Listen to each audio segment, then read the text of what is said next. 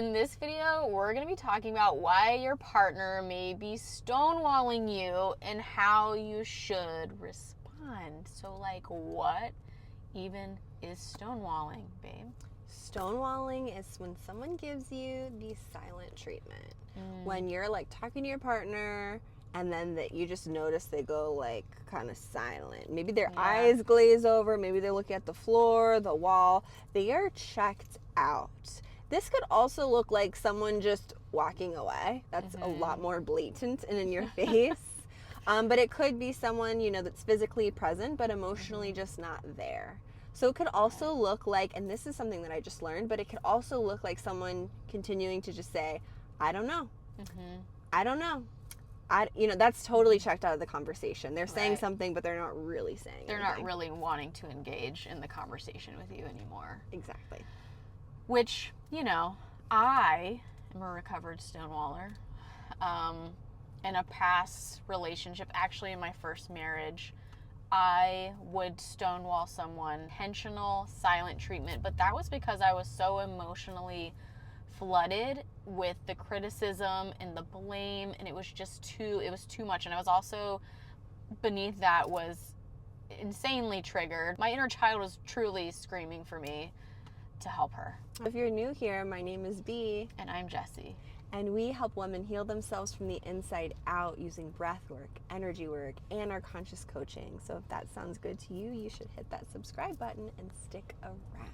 So, like Jess was saying, in her experience, she experienced a lot of like criticism and a lot of like, you know, full on just attack mode at her, and that caused her to stonewall and to shut down. Right. So that could be the case. It could also be someone showing you like a lot of contempt. So the Gottmans talk about, you know, contempt being one of the 4 horsemen.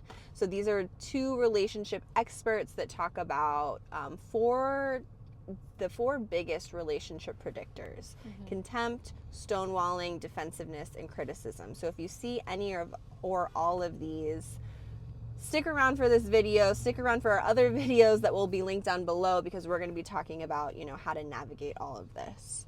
So if your partner is showing contempt, that means like, you know, they're being sarcastic, they're rolling their eyes. Yeah, they're being a little passive aggressive.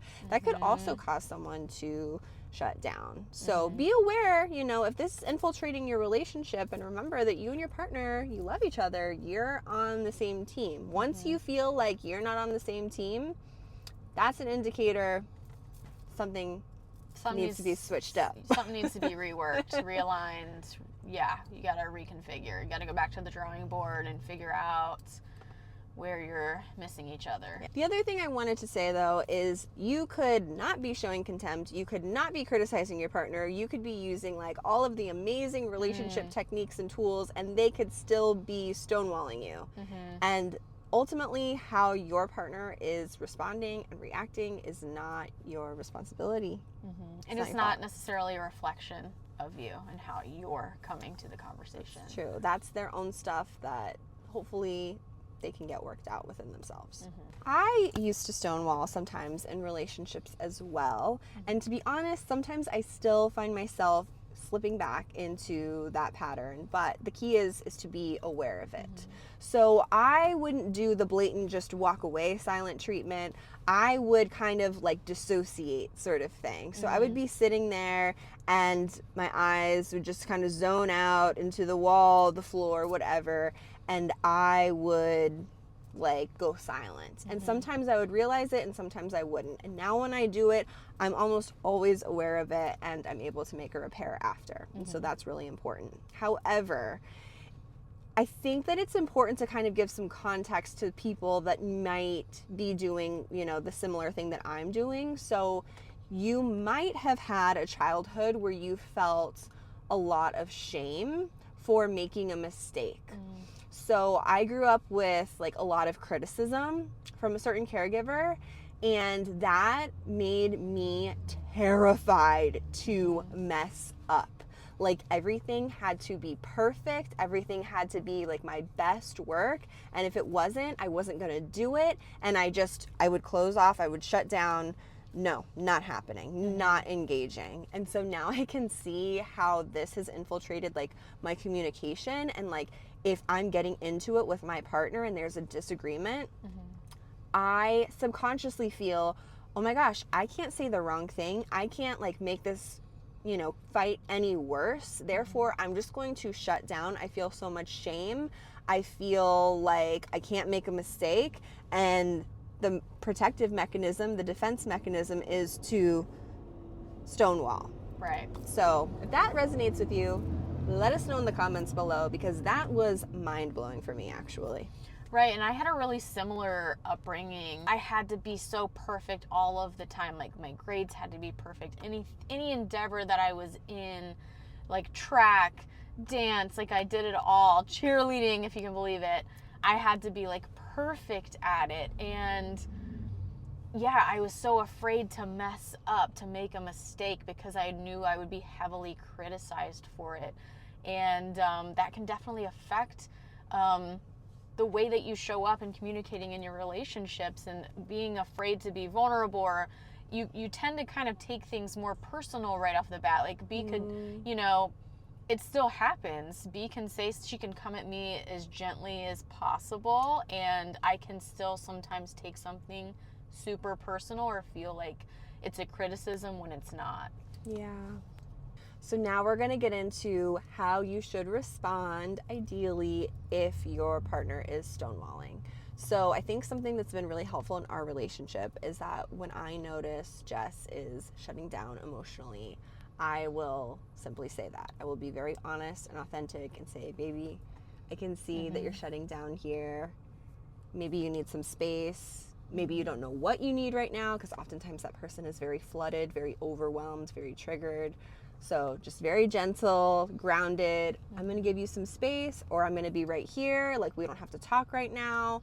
We'll just be in silence together. Like, whatever that is, just kind of like naming it, but not in a critical way, like in a really compassionate, loving way if you can. If you can't, you got to self-soothe. So in this scenario, B is calling it out. I'm stonewalling her. It can be so helpful when my partner is saying, hey, I'm recognizing this. I recognize that you're shutting down. Maybe you need some time.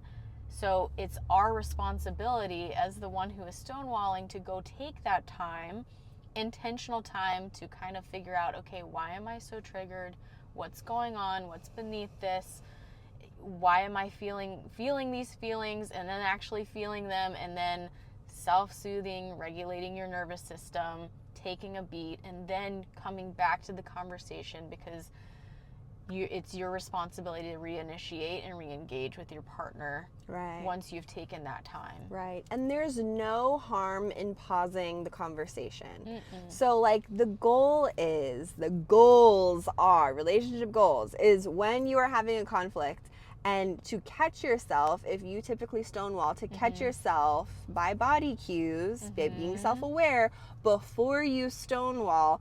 Oh, I need a pause. I notice that my heart rate is going really fast. I notice that I'm wanting to check out. I notice that my palms are getting sweaty. Whatever those things are for you, notice them before you go into it, so you can ask your partner for the pause. You take 20, 30 minutes, an hour, whatever you need, and then you are the one who presses pause must press play again, and you come back. Because your body will signal you. Your body is so full of wisdom. It's going to send you those signals that you can pick up on. Like, okay, I'm kind of getting into where I want to check out. I don't want to engage. I want to put the wall up. Being able to catch that and self-soothe. If your partner is stonewalling you and maybe they're not even aware of like how to navigate this, feel free to send them this video, with so much love, compassion.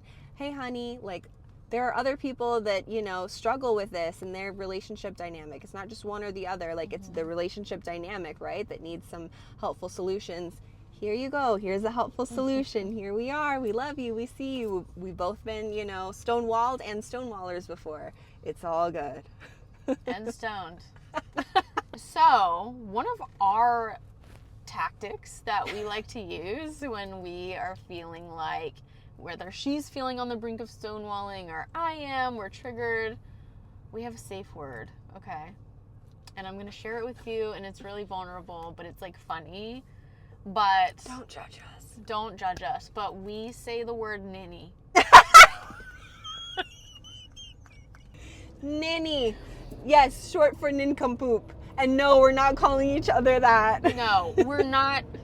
Okay, we actually looked up what ninny meant yesterday, and it's short for nincompoop, and that is not, like, it's a term of endearment for us. And it also, like, I feel like it's a little bit of an icebreaker. Like, it's funny. Like, it just makes us laugh. Like, it's such an unserious word, like ninny. It's so funny. Like, Jess used to say it to her cousins and her dad when she was growing up, and then she, like, started saying it to me, and I'm like, what is going on? Yeah. So now it's just, like, a joke. So it's, like, inserting some humor when the argument is getting, like, heated, whether that's criticism, contempt, like, whatever it is that is going on here. If we just say ninny, that means disengage. Yeah, disengage. We're stopping. Take a pause. One of us is regulating. We're both regulating. We're both taking our space. We're both, figuring out and, like, preparing to come back and come back together. So absolutely. So you can come up with your own. What's your safe word in your arguments? Let us know. Yeah, let us know if you want to use ninny too. Cool. It's funny. It makes Can you us laugh. imagine couples all over the world? Ninny. I can, actually, and I think it's really beautiful.